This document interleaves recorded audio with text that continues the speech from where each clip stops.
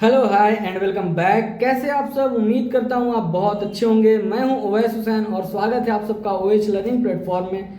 दोस्तों, आज की क्लास में हम लोग ट्रायल बैलेंस पढ़ने जा रहे हैं। बट ट्रायल बैलेंस को पढ़ने से पहले या ये जानने से पहले कि ट्रायल बैलेंस हम लोग क्यों बनाते हैं और उसके फ़ायदे क्या है, तो उनसे ही पहले हम लोग अपने जो टॉपिक को हम लोगों ने कवर कर लिया, जैसे अकाउंटिंग इक्वेशन, जर्नल एंट्रीज और लेजर, इस पर एक बार फोकस करते हैं कि आखिर जो हम लोगों ने ये बनाया, अभी ट्रायल बैलेंस की क्या ज़रूरत है।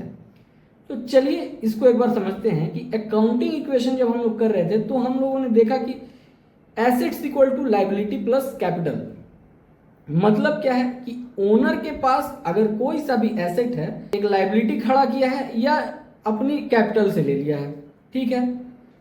या दूसरी बात यह है कि जब हम लोगों ने जर्नल पढ़ा तो जर्नल में हम लोगों ने ये देखा कि हर एक ट्रांजैक्शन के टू इफेक्ट्स हैं, ये पूरी अकाउंटिंग में भी चलते रहेंगे, ठीक है। तो उसमें ये देखा कि जब हमारा ग्रैंड टोटल करते वक्त debit is equal to credit आ रहा था तो हम लोग समझ रहे थे कि हमारी जर्नल एंट्री बिल्कुल सही पास हुई है। उसके बाद हम लोगों ने जर्नल से लेजर में पोस्ट किया कि चलो भाई, अब तो हम लोगों को हर एक अकाउंट के बारे में जानना है कि हर, जैसे मैंने 4 लोगों से परचेज किया तो इन साल में टोटल कितना परचेज किया, इसलिए हम लोगों ने लेजर बनाया कि उससे ये पता चल जाए कि परचेज 4 लोगों से किया है, बट इन पूरे साल में कितना परचेज किया वो हमको लेजर बता देगा। तो हम लोगों ने लेजर बनाना स्टार्ट किया। फिर लेजर में क्या होता है कि हम लोगों ने टोटलिंग की। जब लेजर में टोटलिंग हुई तो हम लोगों ने ये देखा कि एक साइड टोटल ज़्यादा आता है और एक साइड कम आता है, एक साइड। अब क्या होता है कि हम लोग उस साइड में बैलेंस करना चाहते हैं। तो बैलेंस कैसे होता है? सपोज कीजिए कि डेबिट साइड में आ गया 1 लाख और क्रेडिट साइड में आ रहा है आपका 60,000। तो जैसे ही 60,000 आता है तो हम लोग क्या करते हैं कि 40,000 का बैलेंसिंग फिगर लिख देते हैं। तो यहाँ पे जो 40,000 आएगा, आपके को ये बता दें कि ये 40,000 डेबिट बैलेंस होगा। क्यों? क्योंकि अगर आपकी हाइट है 6 फीट है, आपके सामने कोई 4 फीट का आदमी अगर खड़ा है तो 2 फीट आप उससे ज्यादा हैं। सेम वही चीज है लेजर में कि अगर 1 लाख रुपए का आपका डेबिट बैलेंस है और दूसरे साइड 60,000 है तो 40,000 रुपये आप उससे ज्यादा है, मतलब 40,000 डेबिट बैलेंस है। मगर आपको ये नहीं पता चला कि ये जो आपने सारी एंट्रीज की है ये सही है या गलत है। क्योंकि आप जब जर्नल एंट्री पास कर रहे थे तो debit is equal to credit आ रहा था, बट यहां पे क्या है कि ना debit is equal to credit आएगा ही नहीं। तो इसके लिए हम लोग क्या करते हैं, ट्रायल बैलेंस बनाते हैं।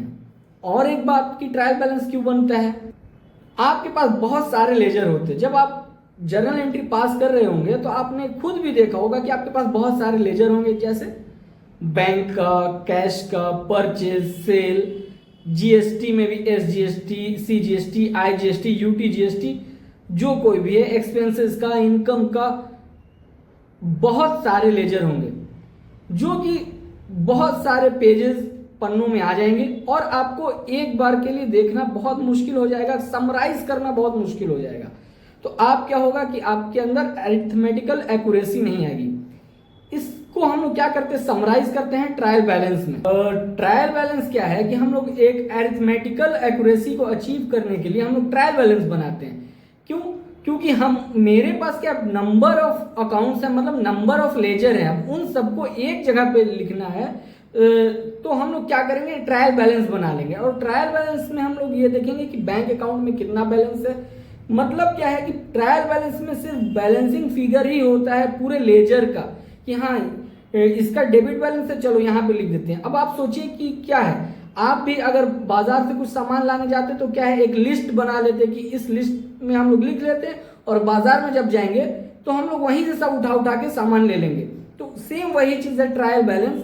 ये एक लिस्ट है, यहाँ पे सारे लेजर का अकाउंट लिखा जाएगा और यहाँ से हम लोग देख लेते हैं कि अच्छा बैंक में इतना है, परचेज इतना हुआ है, एक्सपेंसेस का इतना है और इस आदमी से मैंने इतना रुपया, इस सप्लायर से इतने रुपए का माल खरीदा है, इस डेटर को मैंने इतने रुपए का माल बेचा है। तो इस तरह से हम लोग ट्रायल बैलेंस बनाते हैं। तो चलिए अब आप उसके फॉर्मेट की तरफ हम लोग आगे बढ़ते हैं और देखते हैं कि कैसे ट्रायल बैलेंस बनता है। तो सबसे पहले हम लोग क्या करते हैं, अपना फॉर्मेट बनाते हैं। फॉर्मेट अब इसका कैसा रहता है, तो ये रहा फॉर्मेट। सबसे पहले हम लोग ये देखेंगे कि हम लोग किसके लिए बना रहे, क्योंकि हम लोग अकाउंटिंग हम लोग किसके लिए करें ये पता होना चाहिए। तो यहाँ पे क्या लिखेंगे कि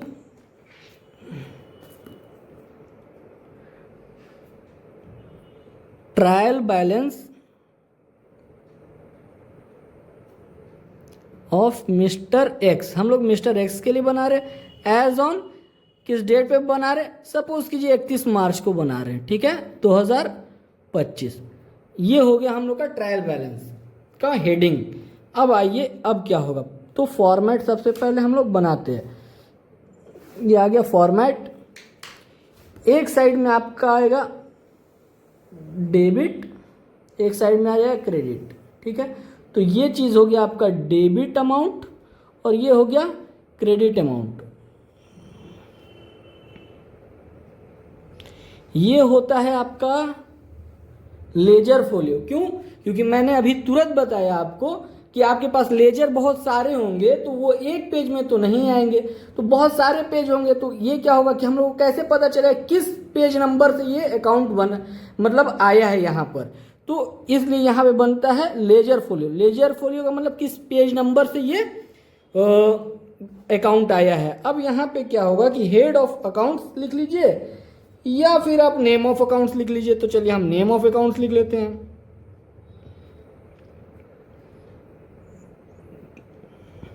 अब आप सोच रहे होंगे कि यहाँ पे डेट का कॉलम आएगा क्या, तो डेट का कॉलम बिल्कुल भी नहीं आया। क्यों? क्योंकि यहाँ पे क्या लिखा है एज ऑन, क्योंकि इस पर्टिकुलर डेट पे ये सारा बन रहा है, ठीक है। चलिए अब हम लोग यहाँ से ये हो गया name of the account, LF, debit amount, credit amount. अब चलिए आते हैं एग्जाम्पल पे कि ये अब हो गया बैंक अकाउंट। अब हमारा बैंक क्या है, बैंक में जो पैसा होता है ये एसेट होता है, ठीक है। तो बैंक हो गया यहाँ पे हमारा कितना 11,664, मतलब जो एसेट है उसको डेबिट कर देना है। कैपिटल हमारा क्या है यहाँ पे ये भी लिख देना है कैपिटल। कैपिटल हमारा क्या है, क्रेडिट बैलेंस है 20,000 रुपये, यहाँ पे भी लिख दीजिए, मतलब बिजनेस की लायबिलिटी है। अब आइए कि ये है हमारा कैश अकाउंट, इसको एक बार कैश कर लीजिए, ठीक है। तो यहाँ पे आ गया। अब कैश आपका क्या है, कैश एसेट है, तो एसेट को हम लोग क्या करते हैं, डेबिट करते हैं। तो ये आ गया 5,000। अब क्या है purchase, all expenses and losses are debited, तो परचेज को आप क्या कीजिए, डेबिट कीजिए। ये आ गया 13,000। क्रेडिटर, क्रेडिटर क्या है हमारी लायबिलिटी है, उसको क्रेडिट कर दीजिएगा। क्रेडिटर हो गया कितना 6160 रुपये, ठीक है। सेल्स क्या है हमारी इनकम है, इनकम को क्या करते हैं भाई क्रेडिट करते हैं, यहाँ पे 9500 रुपया ये लिख लीजिए। डेटर्स क्या है हमारा, डेटर्स हमारा एसेट है क्योंकि इससे पैसा लेना बाकी है, तो 2600 रुपये का डेटर यहाँ पे क्रिएट कर दीजिए, मतलब लिख दीजिए। और ड्राइंग क्या है, डेबिट अमाउंट है, तो 3,000 रुपया यहाँ पे डेबिट, क्योंकि लायबिलिटी तो हमारे बिजनेस की कम हो गई कि मालिक का पैसा कम हो चुका है। रेंट, रेंट क्या है, एक्सपेंस है, एक्सपेंस को डेबिट करते हैं, डेबिट साइड में लिख दीजिए।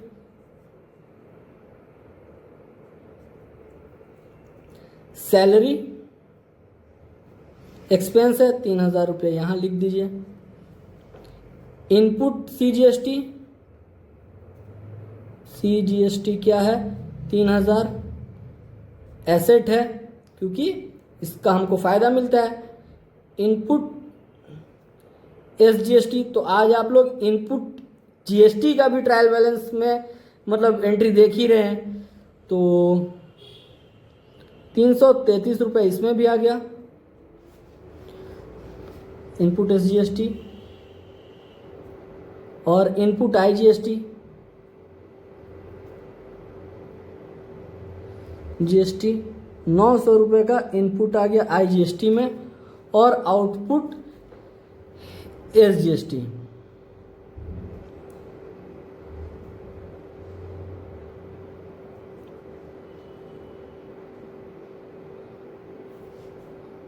462 आउटपुट CGST 462 आउटपुट IGST। इसको मैं इधर क्यों लिख रहा हूँ, क्योंकि ये लाइबिलिटी होती है। सॉरी, ये आउटपुट है ना, तो 462 ये हमारी लाइबिलिटी है। तो हम लोग क्या करेंगे, इसको क्रेडिट साइड में लिख देंगे 540 रुपये। अब इसका जब हम लोग टोटलिंग करेंगे तो क्या होगा कि ये हमारा दोनों इक्वल आएगा, तब हमको पता चलेगा कि ये सही बना है या गलत बना है। अब इसको कीजिए आप टोटल, तो टोटल करने से कितना आएगा, ये रेंट का जो था हमारा, ये रेंट हमारा आउटस्टैंडिंग रेंट था, तो ये रेंट भी हमारी लाइबिलिटी हुई। अब रेंट चूंकि लाइबिलिटी है तो हम इसको क्रेडिट साइड में लिख दिए हैं, ठीक है। तो अब इसको जब हम लोग टोटल करते हैं तो कितना आएगा, टोटल करने से हमारा आएगा आपको 39824, ठीक है। तो अब आप समझिए कि ये जितने भी अकाउंट्स हैं ये बहुत सारे पेज पे होंगे। अगर इनका आपको यहाँ पे सिर्फ दिख रहा है 11,664 रुपये, बट ये थोड़ी है कि अगर दो ट्रांजैक्शन से 11,664 आएगा कि 1,000 ट्रांजैक्शन से आपका मतलब बैलेंस जो है 11,664 आएगा। तो ट्रांजैक्शन अगर बहुत ज़्यादा हो जाएगा तो आपका लेजर भी बहुत बड़ा बनेगा, तो कौन से पन्ने पे क्या आएगा, तो कितना पेज लग जाएगा, आपको कोई आइडिया नहीं है। तो क्या होता है कि एक समराइज वे में अगर हमको लेजर का बैलेंस लिखना है तो हम लोग ट्रायल बैलेंस बनाते हैं और वो कुछ इस तरह से दिखेगा। मतलब यही बैंक अकाउंट तीसरे चौथे पन्ने पे होगा और कैपिटल अकाउंट हो सकता है कि छठे सातवें पन्ने पे हो, फिर ऐसे करके तो बहुत ज़्यादा आपको पेज पलटना पड़ता। अब आप कैसे देखेंगे, एक ही पन्ने पे सब आ गया, बैंक अकाउंट में इतना है, कैपिटल में इतना है, कैश में इतना है, ये सारा आपको एक बार में अब दिख जाएगा। तो ये है आपका ट्रायल बैलेंस और इसका फायदा यही है। आज की क्लास में हम लोगों ने पूरी अकाउंटिंग को इंटरलिंक किया। हम लोग जो फर्स्ट डे से पढ़ रहे कि अकाउंटिंग इक्वेशन, उसके बाद हम लोग पढ़े जर्नल, फिर लेजर, फिर ट्रायल बैलेंस। तो हम लोग हर एक चीज का पर्पस समझ रहे हैं कि अकाउंटिंग इक्वेशन क्यों हुआ, फिर उसके बाद जर्नल एंट्री पास हुई तो जर्नल एंट्री पास क्यों हुई, उसके बाद लेजर क्यों बन रहा है, जर्नल एंट्री के बाद फिर लेजर से ट्रायल बैलेंस में क्यों चीजें जा रही हैं। तो हर एक चीजों को हम लोगों ने इंटरलिंक किया, उसके बाद देखा कि हर चीज की क्या इंपॉर्टेंस है। तो उम्मीद करते हैं कि ये चीजें बहुत अच्छी तरीके से आपको समझ में आई होगी। अगर समझ में आई तो ये वीडियो को लाइक जरूर कीजिएगा, इससे मुझे बहुत मोटिवेशन मिलता है। और कल की क्लास में जो हम लोग पढ़ेंगे, कल हम लोग क्लोजिंग स्टॉक के बारे में समझेंगे कि कैसे वो मतलब ट्रायल बैलेंस में क्यों नहीं आता है, अगर आता है तो कब आता है। तो कल की क्लास जो है बहुत ही इंटरेस्टिंग भी होगी और टेक्निकल भी होगी। तो चलिए कल की क्लास के लिए हम लोग थोड़ा वेट करते हैं कल तक का।